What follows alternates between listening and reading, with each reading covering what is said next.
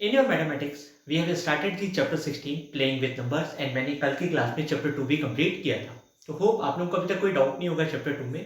And chapter 16 में हमने playing with numbers में हमने एक्सरसाइज 16.2 के कुछ क्वेश्चंस भी सॉल्व किए थे जिसमें हम डिविजिबिलिटी रूल समझ रहे थे कि कैसे हमको पता करना रहेगा कि कौन सा नंबर 2 से डिविजिबल है, कौन सा 3 से है, कौन सा 5 से है, 6 से है, 10 से है।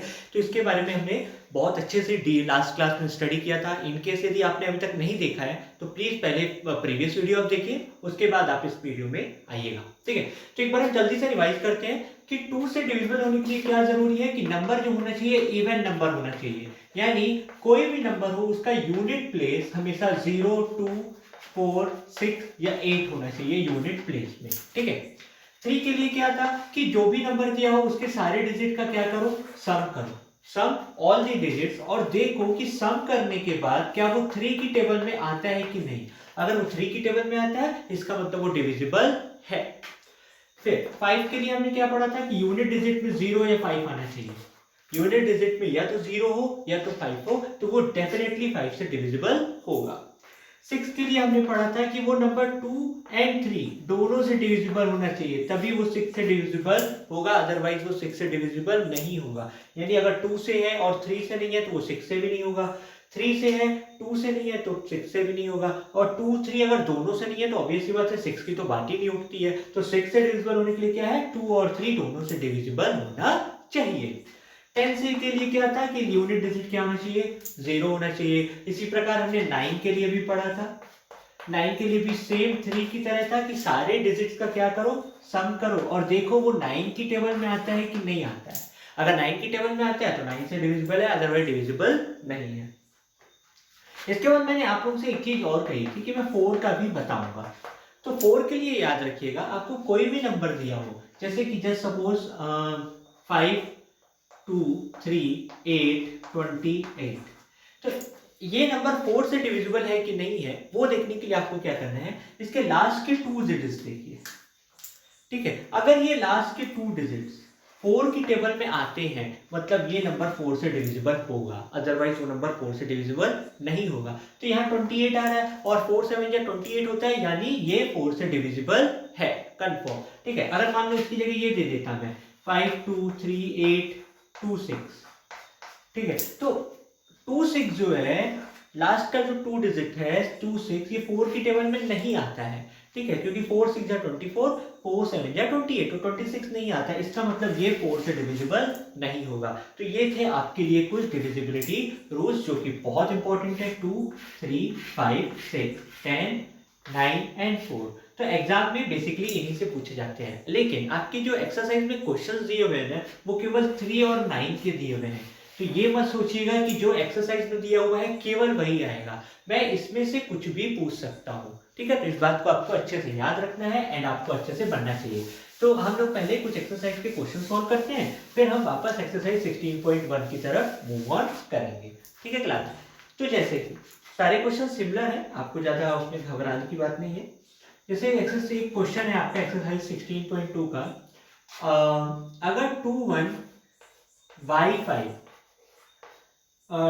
9 से डिविजिबल है, ठीक है, तो आपको y की वैल्यू क्या करनी है, फाइंड करनी है। यानी क्वेश्चन में बोल रहे हैं कि एक नंबर है 4 डिजिट का 2 1 y और 5। ठीक है, y कोई नंबर है जिसकी अभी वैल्यू नहीं रखी गई है और ये 9 से डिविजिबल है, तो आपको y की वैल्यू बतानी है कि y की वैल्यू क्या होगी। तो 9 से हम जानते हैं कि कोई भी नंबर 9 से तभी डिविजिबल होगा जब उसके सारे डिजिट्स का सम किसके बराबर आना चाहिए, 9 के किसी मल्टीपल के बराबर आना चाहिए। ठीक है, यानी जब मैं सारे डिजिट्स का सम कर दूंगा 2 + 1 + y + 5 तो वो 9 का मल्टीपल आना चाहिए। तो 2 + 1 3, 3 + 5 8 आ रहा है, 8 + y = 9 के बराबर आना चाहिए। ऑब्वियस सी बात है, मैंने पहले ही कहा था कि 9 के बराबर ही आना चाहिए। ठीक है, तो y = कितना आ जाएगा, 9 - 8, यानी ये 1 आ रहा है, यानी y की वैल्यू कितनी है, 1। तो y की जगह क्या लिखना है मुझे, 1, यानी y की जगह 1 होगा तभी ये डिविजिबल होगा, अदरवाइज से डिविजिबल नहीं होगा। कि अगर आप सोचो कि हम y की जगह 9 रख देते हैं, एक बार मान लो कि मैंने y की जगह 9 रख दिया, तो 2 + 1 + 9 + 5, तो 2 + 1 3, 3 + 9 12, 12 + 5 17, तो क्या 17 9 की टेबल में आता है? नहीं आता है, तो तब डिविजिबल नहीं होगा। तो ये कब डिविजिबल होगा? For y is equal to 1। ठीक है क्लास, तो होप इतना आपको क्लियर होगा। अब एक और क्वेश्चन यहाँ पे दिया हुआ है। हाँ, इसी क्वेश्चन में एक और चीज समझ लेते हैं आप लोग। ये क्वेश्चन भी आपकी बुक में दिया ही हुआ है, लास्ट क्वेश्चन है जो मैंने अभी बताया आपको 2 1/5 वाले में। अगर y की वैल्यू 1 आ गई है, ठीक है, इसके लास्ट में क्या है? 5 है, और ये फिर क्या होगा? 5 से डिविजिबल होगा? हाँ बिल्कुल होगा। क्यों? क्योंकि यूनिट डिजिट क्या है इसका? 5 है। और मैंने क्या कहा था, 5 कब डिविजिबल होता है कोई भी नंबर 5 से? जब उसके यूनिट डिजिट में 0 हो या फिर 5 हो। तो यहाँ क्या है? 5 है, तो यानी ये डिविजिबल होगा। एक और क्वेश्चन दिया गया है 31Z5 जो है 9 से डिविजिबल है। किससे डिविजिबल है? 9 से। तो आपको z की वैल्यू बतानी है।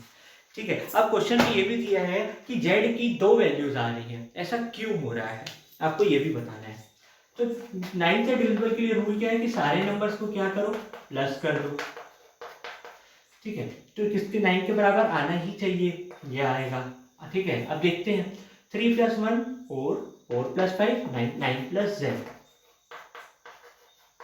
ठीक है, यानी इस z में 2 वैल्यूज आ सकती हैं, बिल्कुल आ सकती हैं। कैसे? अब 0 से लेकर 9 तक तो कोई भी नंबर आएगा ना इसमें। अगर मैं यहाँ 0 रख दूं z की जगह, z की जगह क्या रख दूं? 0, तो 9 + 0 9 के बराबर आ रहा है। यानी एक बार जब नंबर 3105 हो जाएगा, जब z की जगह 0 होगा, तो ये 9 से डिविजिबल होगा? बिल्कुल होगा, क्योंकि सारे नंबर्स का सब 9 आ रहा है, तो ये बिल्कुल होगा। देखिए, अगली बार में मान लो मैं z की जगह 9 रख दूं, यहाँ 9 रख दिया, तो 9 + 9 कितना होगा? 18, और 18 जो है z 9 की टेबल में आता है? बिल्कुल आता है। तो दूसरा नंबर क्या बन जाएगा? 3195।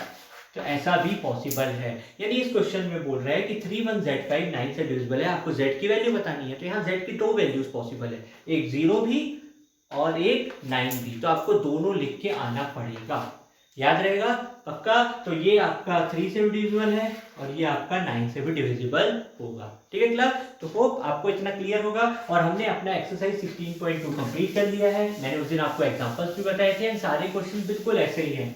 ठीक है, लगभग मैंने आपको 3 से 4 क्वेश्चन आज ही बता दिए, बाकी क्वेश्चन आपको खुद से करने होंगे।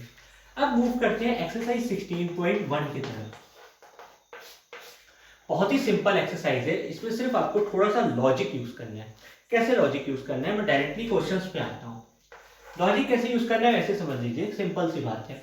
अगर a + 10 15 के बराबर है, तो a की क्या वैल्यू रखूं कि ये 15 के बराबर आएगा? तो ऑब्वियस सी बात है 5 प्लस कर देना है, तभी किसके बराबर आएगा? 15 के बराबर आएगा।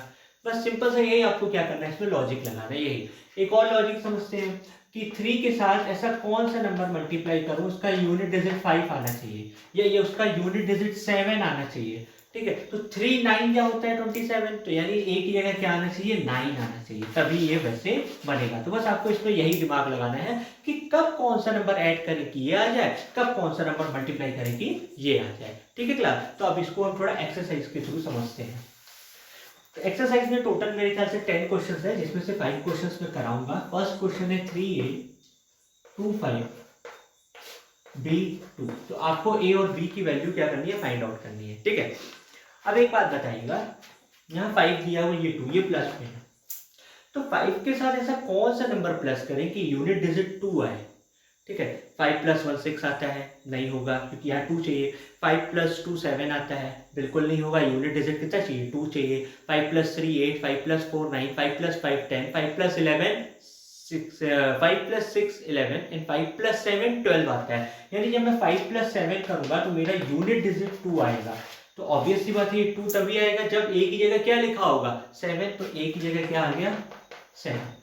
अब अगर मान लो ये 7 लिख दिया मैंने इसको, तो 7 पर +5 12 होता है 2, और 1 कैरी जाएगा, तो 3 + 1 4, 4 + 2 6, तो b की जगह क्या आ जाएगा? 6 आ जाएगा। ये आपको ऐसे फाइंड आउट करना है। एक बार फिर से समझते हैं। दिया है कि 7 मतलब ऐसा क्या नंबर ऐड करूं 5 से, a की जगह ऐसा क्या लिखूं कि यूनिट डिजिट मेरा 2 है। तो 7 + 5 12 होता है, तो यूनिट डिजिट 2 आ गया। अब ये 1 कैरी लिखना भी मेरे लिए बहुत जरूरी है, मैं 1 को इग्नोर तो कर नहीं सकता हूं।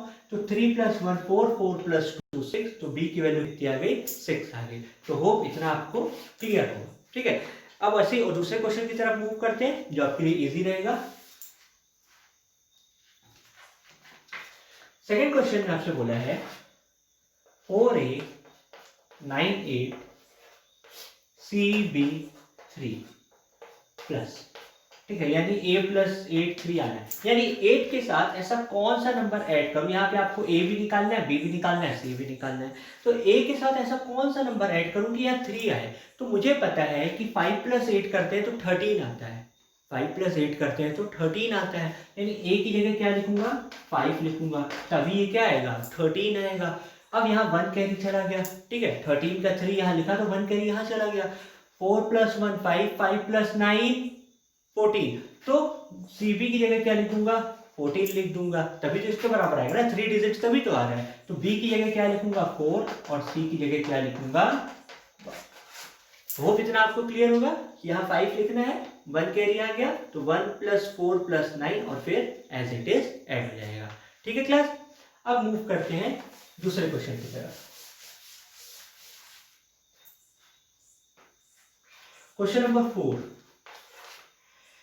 AB3 ये मल्टीप्लाई है, आंसर आ रहा है आपका CAB। अब इसको समझना थोड़ा इंपॉर्टेंट है, मल्टीप्लिकेशन का केस है। क्वेश्चन में दिया गया है A और B करके 2 डिजिट नंबर्स हैं जिसको 3 से मल्टीप्लाई कराना है, आंसर आपका CAB आ रहा है, यानी जो यहाँ पे लिखा है वो यहाँ पे आ ही रहा है, साथ में एक और नंबर आ रहा है, तो ऐसा हमको नंबर सोचना पड़ेगा। ठीक है, अब ऐसा कौन सा नंबर होता है जिसको हम 3 से मल्टीप्लाई कराएं तो वापस वही आता है। तो ऐसे 2 नंबर्स हैं, थोड़ा सोचते हैं। 3 इंटू 0 करो तो 0 आता है, 3 इंटू 5 करो तो 5 आता है, तो मतलब 15 आता है, तो यूनिट डिजिट क्या है 5 आ रहा है, रिपीट आ रहा है। बाकी किसी के केस में तो होता ही नहीं है, 3 1 जा 3 हो जाता है, बदल जाता है, 3 2 जा 6 होता है, बदल जाता है, 3 3 जा 9 होता है, बदल जाता है। तो यानी B की 2 वैल्यू पॉसिबल है, या तो 0 या तो 5, B की 2 वैल्यू पॉसिबल है। यानी एक बार मैं 0 रख के देखता हूँ, ठीक है, और एक बार 5 रख के देखता हूँ, दोनों आपको करके देखना पड़ेगा। ठीक है, तो 3 0 जा 0, जो B आ रहा है वही B लिखा हुआ है, ऑब्वियस सी बात है। 3 5 जा 5, 1 कैरी बच जाएगा, ठीक है, 15 और 1 कैरी, तो जो B है वही B लिखा हुआ है। अब A की जगह ऐसा क्या लिखूं कि वही आए मेरा। ठीक है, तो आपको A की जगह बताना है कि ऐसा क्या लिखे कि वही आए। देखो, क्योंकि A यहाँ पे भी है, A यहाँ पे भी है। अब मैं क्या कर सकता हूँ, मैं वापस 5 नहीं रख सकता हूँ। क्यों नहीं रख सकता हूँ, क्योंकि अगर मान लो यहाँ पे मैं 5 रखा, ठीक है, और यहाँ पे 5 भी 5 रखा, क्योंकि मुझे वापस A ही चाहिए, तो A की भी 2 वैल्यू पॉसिबल है, या तो 0 या तो 5। तो अगर मैं 5 रखा तो 3 5 जा 15 और ये 1 कैरी जाएगा तो 6 हो जाएगा, जबकि यहाँ 5 है यहाँ 6 है, ये मुझे नहीं चाहिए, क्योंकि यहाँ A है तो यहाँ पे भी A चाहिए। उसी प्रकार 3 5 जा 15, 5 सेम आ रहा है, बिल्कुल सेम आ रहा है, और 1 कैरी 1, 150। तो मेरा करेक्ट क्या बैठेगा ये, तो करेक्ट क्या हो जाएगा, B की वैल्यू 0, A की वैल्यू 5 और C की वैल्यू 1। फिर से समझते हैं, मैं B की वैल्यू 0 लूंगा, 0 यहाँ पे रख करके 0 ही आ रहा है। A की वैल्यू 5 लूंगा तो 3 5 जा 15, यहाँ 1 कैरी, क्योंकि देखो 5 और 5 मुझे वही चाहिए, जो कि जो AB लिखा है वही AB मुझे यहाँ चाहिए, इसलिए इसको मैं ऐसे कर रहा हूँ और ये मल्टीप्लिकेशन का। ठीक है क्लास, तो होप ये भी आपको क्लियर होगा। इसके बाद जो हमारा नेक्स्ट क्वेश्चन है, question number 5, AB into 5 CAB। ठीक है, यानी वापस वही केस आ गया जैसे 3 वाला था, AB चाहिए AB चाहिए। ठीक है, यानी B की जगह 0 ही लेना है तभी वो वही आएगा, A की जगह 5 लेना है तभी वो वही आएगा। सिंपल सी बात बन रही है, तो 0 5 और 2 मल्टीप्लाई करवा दीजिए बस। क्यों, क्योंकि 5 और 0 ही मेरे को मिलेगा। कैसे, फिर से समझते हैं। 5 तभी, देखो 5 7 जब करो तो भी यूनिट 5 आता है, 5 6 जब करो तो भी आता है, लेकिन मुझे रिपीट चाहिए था, तो 5 0 का 0 आएगा, वो रिपीट हो रहा है, 5 5 या 25 आता है, वो भी रिपीट हो रहा है, तो इसीलिए मैं इसको ऐसे ही लूंगा। तो ये C की वैल्यू ये 2 है, A की वैल्यू 5 है, B की वैल्यू 0 है। ठीक है क्लास, तो अगर आपको ये नहीं बनता है तो आप इसको प्रैक्टिस करिए बार बार, तभी आपको ये समझ में आएगा। अब हम मूव करते हैं अपने लास्ट क्वेश्चन की तरफ, क्वेश्चन नंबर 9, 2AB AB 1 ये प्लस में है, आंसर आपका B18 आना चाहिए। यानी बहुत ज़्यादा बारीकी लगानी है। बारीकी लगाने का मतलब ये है कि देखो ये B आ रहा है, यानी ये तीनों रिपीट होने चाहिए। अब एक बात बताओ कि ऐसा कौन सा नंबर है जिसमें हम 1 प्लस करेंगे तो 8 आएगा? ऑब्वियसली बात है, 7 प्लस 1 हमेशा कितना होता है? 8 होता है। तो B की वैल्यू मेरी 7 आ गई। अब देखता हूँ सही कर रहा हूँ कि नहीं कर रहा हूँ। तो अगर मैं B की जगह 7 रख दूँ, 2A7 A7 1 7 1 8, तो अब A की जगह क्या रखूँ कि A प्लस 7 भी मेरा वही आ जाए 11, क्योंकि 1 आना चाहिए। तो 7 प्लस 4 करता हूँ अगर, तो यूनिट प्लेस क्या आता है? 1 आता है। वैसे तो 11 है पर यूनिट प्लेस क्या है? 1। यूनिट प्लेस 1 चाहिए था, तो A की जगह क्या लिख दूंगा? 4। अब करके देखते हैं सही आता है कि नहीं। 4 प्लस करते हैं, 7 प्लस 1 8, 4 प्लस 7 11, 1 कैरी यहाँ चला गया, तो 2 प्लस 1 3, 3 प्लस 4 7। तो ये मेरा आंसर आ गया। तो A की वैल्यू 4 है और B की वैल्यू 7 है। तो क्लास यहाँ पे आज हमारा चैप्टर 16 भी ओवर होता है। ठीक है, प्लेइंग विद नंबर्स जो आपके लिए ओवर हो गया है। बहुत ही इंपॉर्टेंट चैप्टर था, मतलब कॉन्सेप्चुअल चैप्टर था, बहुत ही मतलब ज़्यादा आपको इसमें परेशानी नहीं होगी एंड ईजी चैप्टर है। सो आप लोग इस एक्सरसाइज को, इस क्वेश्चंस को सॉल्व करिए, फेयर कॉपी में कंप्लीट करके रखिए। And if you have any doubt you can ask me directly. Next class में हम लोग अपना न्यू चैप्टर मैथमेटिक्स का स्टार्ट करेंगे। Okay class, take care of you.